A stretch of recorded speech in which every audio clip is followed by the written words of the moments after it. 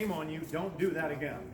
And if you did vote, but you didn't bring your neighbor with you, your neighbor's neighbor, your friends, people that you know on Facebook, people in your community, if you didn't bring them out to vote, by the way, if they're going to vote for liberal, just leave them at home, okay? But you know, if they're going to vote, if they've actually got a reasonable, you know, sort of sense of politics, it's really hard to understand politics and vote liberal. I've discovered. Yeah. You kind of have to be, you know, like I just want to be fed, you know, by the government, and there I'm going to vote liberal. But if you actually know what's going on, you'll vote conservative. So we do have to get people out. What we're doing here today is one of, you know, if one of you guys out there says, hey, let's do another one of these, let's do something else.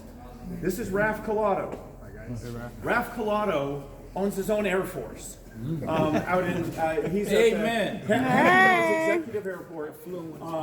He's got more cool World War II airplanes and things than you can possibly imagine. He and I were just discussing, we had similar backgrounds coming up. He is a couple of years older than I am. I want to point that out. He's just a baby. I was there. So you know, Raf has offered up his hangar and what he's doing because he's a huge Trump supporter. Definitely believe in that, and Dan, thanks. I think one of the other things to follow up on what the bishop has said is basically what we've lost is a sense of American exceptionalism. That's what the Democrats keep driving by. If you listen to anything that they're saying, it's always our fault. It's always America's fault. It's always our people's fault. And I think what they've been able to do very, very successfully is, you know, they always talk about being woke. Well, the fact that's not what they've done is they're trying to put everyone to sleep. And they're trying to put everyone to sleep with the cudgel of saying, we're going to take care of you. Just relax. Take it easy. Leave it to us. We'll do stuff for you. But that is not a fundamental American trait. The people who founded this country and the people who continue to come to this country, the people who are drawn to this country recognize American exceptionalism. And apparently the Democratic Party seems to be either embarrassed or whatever about it. And we've got to continue to think about that in everything we do. So when we articulate our positions as conservatives, we have to go back to those fundamental principles. The U.S. is an exceptional place to be. Like any place, there are things that need to get worked on. But the fact that things need to get worked on doesn't mean that the place is not worthy of the title of being exceptional. The other thing that they like to talk to, particularly as it relates to Hispanics, blacks, whatever, is the issue of diversity.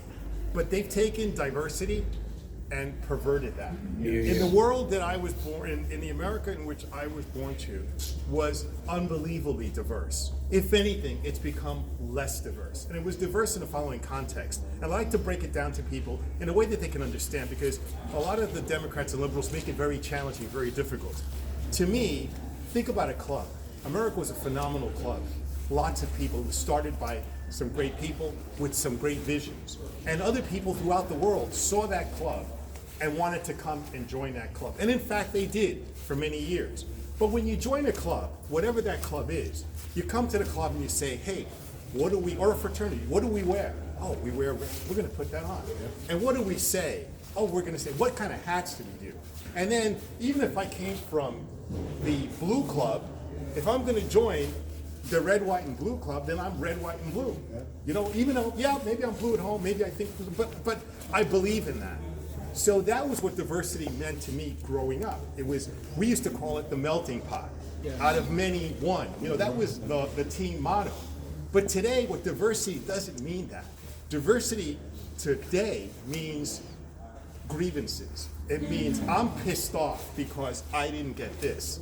Or I'm pissed off because years ago that happened. The fact of the matter is, if you're talking about a party that likes to say it's going to the future, why does it spend so much time rehashing the past? And that's what we have. Why does it spend so much time rehashing the past? If you're talking about a party that is set for the future, but the future of whom? Because even if you talk, we're concerned about the future of the planet and global warming and that. And let me tell you something. I think we let ourselves as conservatives be boxed into a corner. Yeah, the climate probably is getting warmer.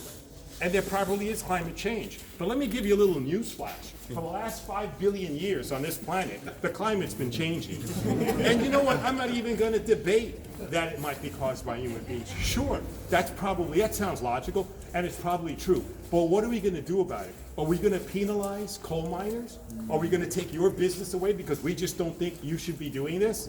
I think that again, is a very narrow way to think, where they think that they're being very broad-minded. Because what we should be doing is, let's figure out a way to make it work for everybody, as the way they say it. And there's many ways to do that. To give you an example is when they say, we're going to do a Green New Deal. And that sounds really good. That's like if I said to you, hey, I'm going to give you $1 million. What are you going to say? Hell no, I don't want it. Give it to somebody else. No, you're going to take it. But it's short-sighted, because where are you going to put the solar farms? You're not going to put it on Park Avenue, and you're not going to put it in Beverly Hills, and you're not going to put it next to Mike Bloomberg's house. They're going to put it next to your house. They're going to take away somebody's farm and put it there. What do you do about the windmills? Where are they going to put it? Are they going to put it, I don't know, in Santa Monica? That ain't never going to happen. But of course, the Hollywood crowd is we're all for green. And you go step by step, every one of these prescriptions. We talked earlier, Dan and I were talking about healthcare. Let's face it, nobody is against, if you have a neighbor and they're sick, I'm certain you want your neighbor taken care of. Come on, nobody doesn't want that. But what we don't want is when the government says, I'm going to tell you how you're going to get better. I'm going to tell you, I'm going to do that for you. Because it isn't about making people healthier. It's about taking power, so you can do what I tell you to. We were talking earlier again about gun control. We had this logical little, not argument, we were violently agreeing what we were saying. And they said, if you follow the theory, they said, there was a thing called stop and frisk in New York. I'm originally from New York. Stop and frisk. Stop and frisk. Oh, we've got to stop that. We've got to stop that. So I thought about it for a second. I said, why do we have to stop it? Well, because people's rights are being violated. So they turn it into that thing. So I said, well, okay, but then you want to take away my AR or your AR.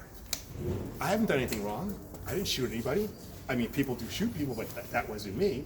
So, but hold it. You can take it away, which means that you can, ahead of time, a priori, violate my rights, but you can't do that. You're being inconsistent. And I think that's the kind of thing, so if I want to go back and sum it up in support of the bishop and what Nan is doing, is we as conservatives need to articulate our positions in a way that is very clear.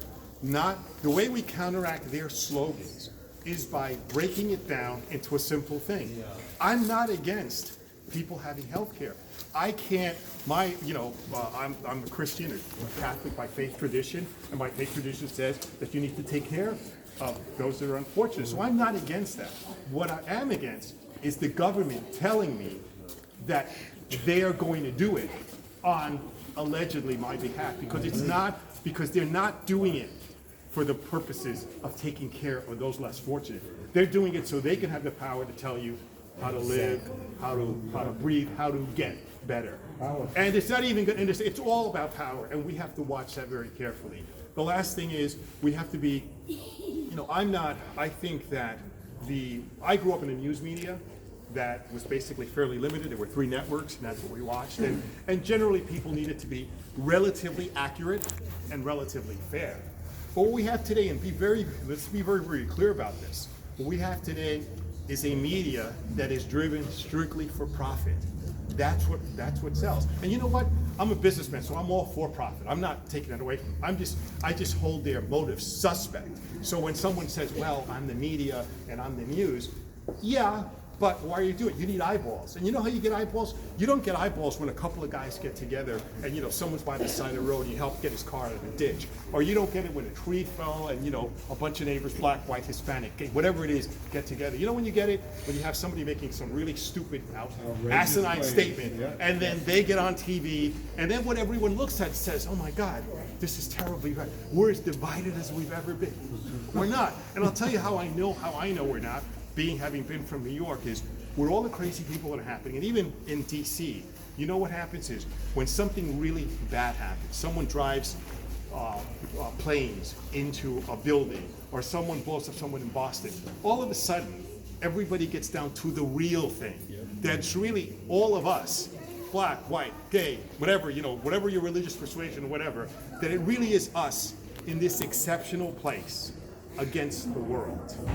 And that's really what it's all about. So with all that in mind, Bishop, I'm glad you came out. We actually, and again, not to undermine your candidacy, but I think